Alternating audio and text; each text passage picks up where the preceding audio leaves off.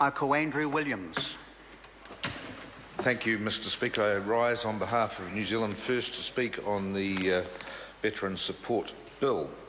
Mr. Speaker, around this chamber, on the various crests and plaques, are the names of many of the great battles and campaigns that New Zealand has participated in.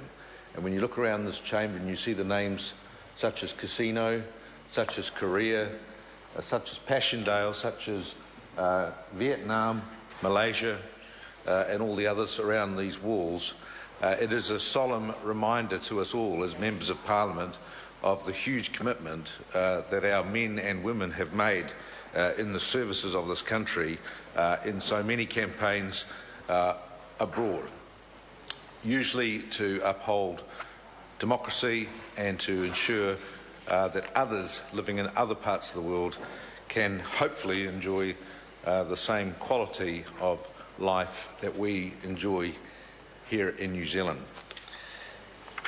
The men and women who have gone abroad have put their lives at risk.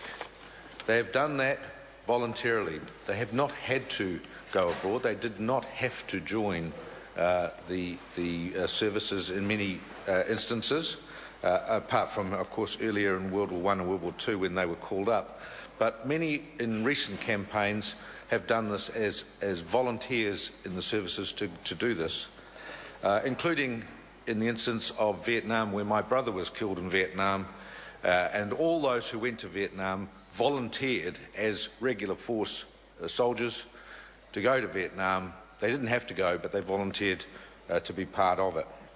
And many of those servicemen and women who are now getting very elderly, from the likes of the Korean campaign, Vietnam, and indeed some still from World War II as well, deserve the absolute respect that this House should give and that the Parliament of this country should give, and they should be given all that is due to them.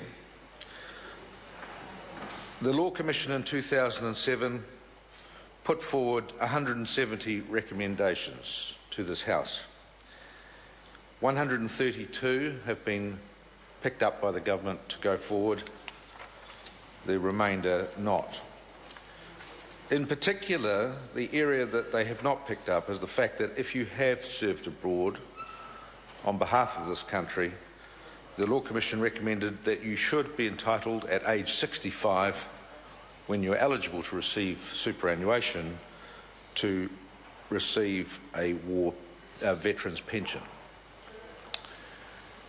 That would then recognise any person retiring who has served this country abroad, that they have put themselves on the line, and that they have come back, and that we recognise the fact that they're not just a superannuitant, but they're a superannuitant who served this country.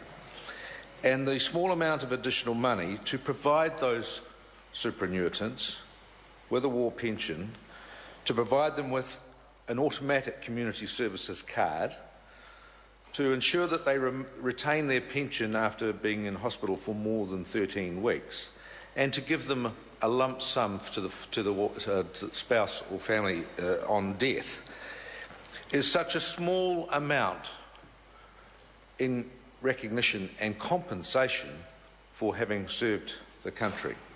And I'm absolutely appalled, having lost somebody in Vietnam, having lost uncles in World War II, having lost relatives in World War I as well. I'm absolutely appalled at this government that it can't see fit to find $11.1 million in 2014-15 to ensure that those veterans are properly recognised in this manner. We've put forward a minority report, as has the Labour Party, and the Labour Party one is supported by the Green Party, and we have stated New Zealand First is firmly of the view that the Veterans Support Bill is long overdue. The Law Commission first reported in 2010, and 4 years later this legislation is finally reaching its conclusion. Progress should have been made with much greater urgency. A great many veterans are affected by this review. They are not getting any younger. They are not getting any younger. They deserve far greater respect for the service they have given to their country. Expediency in completing this exercise would be in order. The National Government has rejected the Law Commission's recommendation that all veterans who have served on an overseas operational deployment for the New Zealand Defence Force should be eligible for a veteran's pension if they meet the criteria for New Zealand superannuation.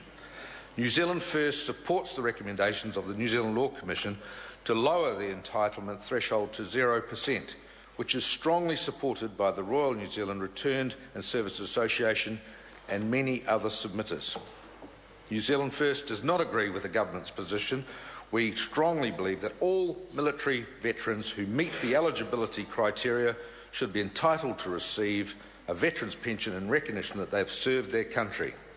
There should be a clear distinction which acknowledges that the important difference, and this is a critical point, there should be a clear distinction which acknowledges that important difference compared to receiving standard New Zealand superannuation. The additional benefits of a veteran's pension are relatively minor, but the sentiment and recognition is vitally important to all those affected by this. And that's also, it's not just the money, but it is the recognition and the sentiment that goes with it to recognise that these people have served their country. Mr. Speaker, it is also very disturbing that many veterans continue to struggle to receive their various allowances and disability allowances as a result of medical records that are missing or are in error. And it is greatly disturbing that we had a situation this week where the Reverend Wally Te Ua was in the High Court here in Wellington having to take Veterans Affairs New Zealand and the government to court to prove that he has cancer as a result of his deployment to Vietnam and being affected by Agent Orange while in the jungles of Vietnam. It is incredible that a man like that, an Anglican vicar, has to take Veterans Affairs to court to try and prove that his cancer was the result of Agent Orange. Back in 2008, I was at Tribute 08, the apology to the Vietnam veterans here in Wellington, which was also held in this chamber and in the legislative chamber.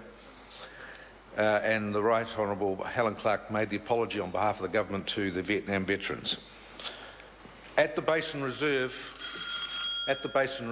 Lieutenant General Jerry Mataparai, the then Chief of Defence Force, also apologised to them, and he also said veterans will not be disadvantaged because there were errors with medical records and medical records were missing. He said in his speech the New Zealand Defence Force had let them down. He said they had let them down and they would not suffer as a result of the medical records being missing or in error. And yet, that was Tribute 08, and yet 6 years later, many veterans, thousands of veterans, are still struggling to get what they are due from Veterans Affairs New Zealand. Mr. Speaker, New Zealand First can assure the veterans, and some will be listening to this out there today, New Zealand First will rectify this, we will rectify this, and we will ensure they get what they are due and that they are honoured in the right way by this country, and those men and women who have put their bodies on the line, put their lives on the line for this country, will be recognised in the true manner.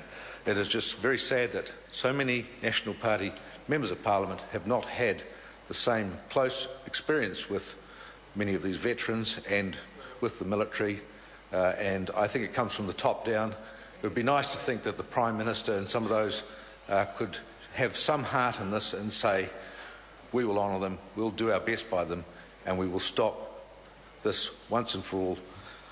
Mr. Speaker, New Zealand First will support the War Veteran Support Bill, but we will be speaking strongly in favour of sorting out some of the aspects of it that need rectifying. Kia ora, Mr.